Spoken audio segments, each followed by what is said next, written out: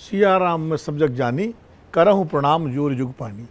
यहाँ से मैं इसलिए शुरू कर रहा हूँ कि भगवान श्री राम के मंदिर की बात हो रही है और राम क्या कहते हैं कि निर्मल मन जन सो मोहि पावा, मोहि कपट छल छिद्र न भावा।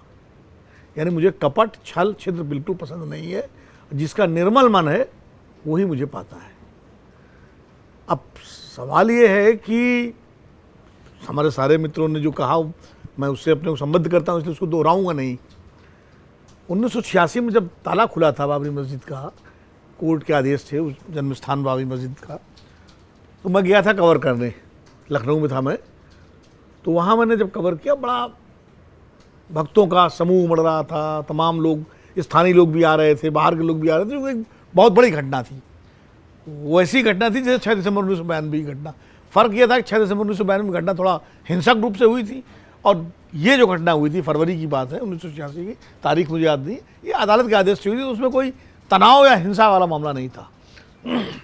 महंता वैद्यनाथ जी भी उस वक्त आए थे, योगी आदित्यनाथ जी के गुरु जो थे। तो वहाँ मैंने लोगों से बात की, तो ज़्यादातर लोगों ने मालूम है क्या कहा? उन्होंने कहा हाँ, ताला तो खुल गया है, अब कुछ चंदे धंधे के नए रास्ते भी खुलेंगे। ये 1986 में स्थानीय लोगों ने कहा था, और ये खबर इसी हेडिंग से मैंने उस समय नवभारत टाइम्स में काम करता था और धर्मयुग पत्रिका में कवर स्टोरी थी, लिखी थी। आज जब मैं ये सारी घटनाएं हुई तो मुझे वो खबर याद आती है कि उस समय जो लोग थे, साधारण लोग थे, वहाँ के दुकानदार, वो अयोध्या के बिल्कुल जो है, वो कितने दूरदृष्टि थी उनकी कि वो उन्होंने इस बात को तब कहा था। और राम मंदिर आंदोलन से ही, जैसा भी किसी ने कहा, शुरू से मतलब कभी किसी चीज़ को हिसाब किताब नहीं दिया गया। अडवाणी जी ने जब रथ यात्रा निकाली थी सोमनाथ से अयोध्या वाली, इतना पैसा उसमें इकट्ठा हुआ। मेरे एक मित्र हैं जो उस यात्रा में उस वक्त, वो अडवाणी जी के बहुत क्लोज थे, बहुत करीब थे, तो बताते हैं कि महिलाएं जो गले से जेवर निकाल के, अंगूठी निकाल के, हार निकाल के, सब चांदी के मुकुट और चांदी के सोने के, जाने मतलब सब दिए गए। वो कहाँ गए, क्या हुआ, कुछ पता नहीं, और रुपए तो फेंके गए।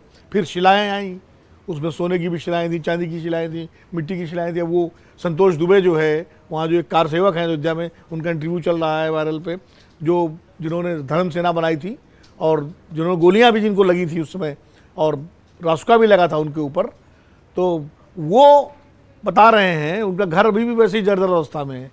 कह रहे हैं कि अब वहाँ खाली वो मिट्टी वाली शिलाएँ हैं, वो चांदी सोने की शिलाओं को पता ही नहीं है। ज़मीन का घोटाला जो संजय सिंह ने सारे कागज़ों के साथ खोला था पहले भी, अभी भी फिर उसकी कोई, उसमें भी जांच वाँच हल्ला गुल्ला मचा, सब लिपापोती हो गई।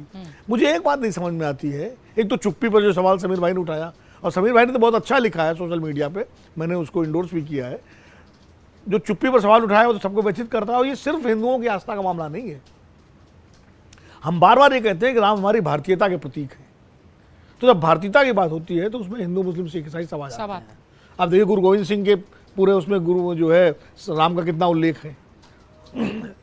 आपके जो इकबाल ने उनको इमाम हिंद कहा श्री राम को, और सब इस बात को मानते हैं कि हमारी जो नास्तिक थे डॉक्टर राम मनोहर लोहिया, उन्होंने श्री राम को, श्री कृष्ण को और शंकर जी को हमारे मनुष्य की भारतीयता की चेतना का प्रतीक बताया है।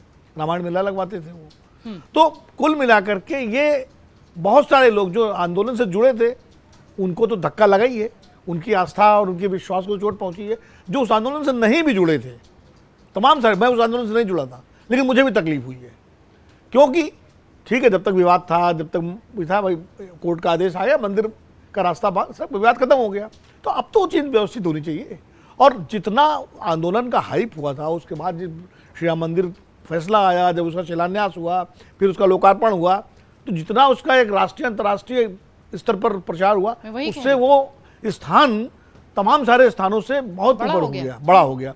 और उद्देश्य भी यही था कि भाई उसको एक बड़े तीर्थ के रूप में, एक धाम के रूप में व्यवस्थित किया जाए। और वहाँ पर इस तरह की चीज़ मिल रही है।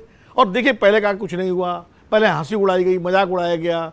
जिन लोगों ने इसको एक्सपोज किया उनके बारे में तमाम जाने क्या, अखिलेश यादव ने बयान दिया तो उनके परिवार को लेकर के तमाम तरह की टिप्पणियाँ, घटिया टिप्पणियाँ की गई।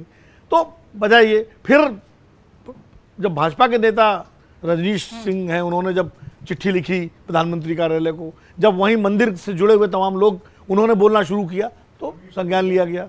अब सबसे बड़ी बात ये एसआईटी जो बनी है क्या है, ये एसआईटी है ही नहीं। आज तक कभी भी ऐसी कोई एसआईटी नहीं बनी है जो बिना एफआईआर के बनी हो। एसआईटी क्या होती है? Special investigative team. ये इंक्वायरी कमेटी है, इन्वेस्टिगेशन होता ही एफआईआर के बाद है। नहीं, अब जब चोरी ही नहीं हुई तो एसआईटी कर क्या रही है, क्या जांच कर रही है? फर्स्ट इन्फॉर्मेशन रिपोर्ट होती है, उसके बाद एसआईटी बनती है। और ये तो इंक्वायरी, और एसआईटी का गठन कमीशन ऑफ इंक्वायरी एक्ट के तहत होता है। उसका बाकायदा पूरा जो है वो निकलता है, गजट नोटिफिकेशन। हाँ, एक भी नहीं है इसमें कुछ, और बाकायदा उसका पूरा एम्बिट डिसाइड होता है, उसका एक पूरे टर्म्स और रेफरेंसेस होते हैं, वो होता है। ऐसा कुछ नहीं है, एक कमेटी आपने बना दी, अब उस कमेटी पहले तो कमेटी बाद, और एसआईटी को अधिकार होता है किसी भी व्यक्ति को हिरासत में लेने का, क्योंकि उसमें पुलिस एंगल भी होता है।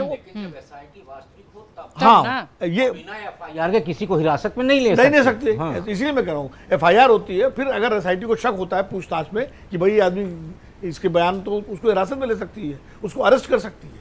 यहाँ ऐसा कुछ नहीं है। तो ये इसी से और एक सवाल पैदा होते हैं। मुझे लगता है कि प्रधानमंत्री श्री नरेंद्र मोदी, जो कि उनको श्रेय जाता है इस मंदिर को बनवाने का, और है भी उनके, अगर आज उनकी सरकार न होती तो शायद जल्दी मंदिर नहीं बनता।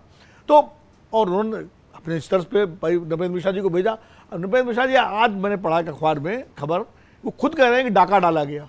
ये नृपेंद्र मिश्रा जी का बयान है। इसीलिए तो सर पूछ रहे हो कि फिर आप क्या कर रहे हैं? तो जब आप डाका डालने खुद स्वीकार कर रहे हैं तो भाई, अब मैं नहीं किसी पर आरोप लगाता हूँ, लेकिन अगर चंपत राय जी का नाम विवादों में आ रहा है तो बेहतर है इस्तीफा दे दें, अपने को कह दे भाई जब तक जांच नहीं पूरी होती मैं इस पद पे नहीं रहूंगा। क्या दिक्कत है? आप क्यों चिपके हुए उस पद से, और क्यों उन पर या दूसरे लोगों पर उन पर कार्रवाई नहीं हो रही है? आखिर वजह क्या है, चुप्पी क्या है? ये सारे सवाल न सिर्फ राजनीति को जन्म दे रहे हैं, बल्कि बहुत ही दुखद प्रकरण को जन्म दे रहे हैं। और मुझे लगता है राम मंदिर को लेकर के इस तरह की, और अभी शुक्ला जी ने जो कहा मैं बिल्कुल सहमत हूँ।